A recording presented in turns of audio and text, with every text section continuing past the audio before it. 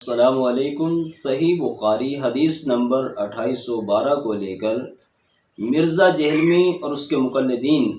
حضرت معاویہ رضی اللہ عنہ پر ایک بڑا اعتراض کرتے ہیں کہ جنگ صفین کے تناظر میں حضرت معاویہ رضی اللہ عنہ کا لشکر باغی تھا۔ حقیقت جانتے ہیں کہ جس باغی گروہ کا ذکر حدیث میں موجود ہے وہ کون سا گروہ تھا۔ ایک اصول یاد رکھیے گا کہ کسی بھی مسئلہ کے بارے میں ایک حدیث کو لے کر موقف نہیں اپنایا جاتا، بلکہ اس مسئلہ کے بارے میں تمام روایات کو دیکھا جاتا ہے، تمام احادیث کو سامنے رکھا جاتا ہے اور پھر جو موقف حدیث کے قریب ترین ہو اس کو اپنایا جاتا ہے۔ ایسے وقت میں جب مسلمانوں میں اختلاف ہوگا، انتشار ہوگا، تفرقہ ہوگا، اللہ کے نبی صلی اللہ علیہ وسلم نے کیا پیشین گوئی کی تھی۔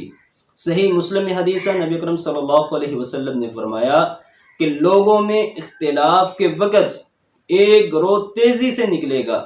اور اس طرح تیزی سے نکلے گا جیسے تیر اپنے شکار میں سے تیزی سے نکل جاتا ہے، اور فرمایا کہ اس گروہ کو وہ جماعت قتل کرے گی جو حق کے زیادہ قریب ہوگی۔ تو اس وقت جب مسلمان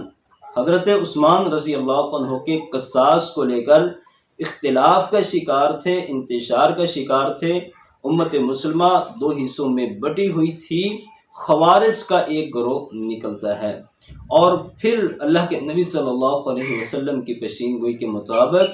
اسے وہ جماعت قتل کرے گی جو حق کے زیادہ قریب ہوگی۔ تو سیدنا علی المرتضیٰ رضی اللہ عنہ خوارج کے خلاف جنگ کرتے ہیں، جسے تاریخ میں جنگ نہروان کہا جاتا ہے، اور خوارج کو ختم کرتے ہیں۔ تو اس حدیث سے یہ پتہ چلتا ہے کہ وہ تیسرا گروہ جو باغی ہے، بغاوت کرنے والا ہے مسلمانوں سے، وہ خوارج کا گروہ ہے۔ اور دوسرا مسئلہ یہ سمجھ آیا کہ اللہ کے نبی صلی اللہ علیہ وسلم کے فرمان کے مطابق وہ جماعت اسے قتل کرے گی جو حق کے زیادہ قریب ہوگی۔ تو سیدنا علی المرتضیٰ رضی اللہ عنہ کی جماعت قصاص عثمان کو لے کر وہ حق کے زیادہ قریب ہے، اور حق کے زیادہ قریب ہونے کا مطلب یہ ہے کہ دوسری جماعت بھی وہ نہ حق نہیں ہے بلکہ وہ بھی حق پر ہے، لیکن حق کے زیادہ قریب وہ سیدنا علی المرتضیٰ رضی اللہ عنہ کی جماعت تھی اور ان کا موقف تھا۔ یہ بات کسی سے ڈھکی چھپی نہیں ہے کہ قاتلین عثمان رضی اللہ عنہ وہ حضرت علی رضی اللہ عنہ کے کیمپ میں موجود تھے، جیسا کہ سید مودودی نے بھی اپنی کتاب میں لکھا ہے کہ حضرت علی رضی اللہ عنہ کو خلیفہ بنانے میں قاتلین عثمان کا اہم کردار تھا، اور بلکہ حضرت علی رضی اللہ عنہ نے ان کو عہدے بھی دیے تھے۔ حالانکہ سید مودودی اور اس کی کتاب یہ مرزا اور اس کے مقلدین کے ہاں بڑی معتبر سمجھی جاتی ہے۔ تو جس طرح ایسے انتشار پھیلانے والے حضرت علی رضی اللہ عنہ کے لشکر میں موجود تھے،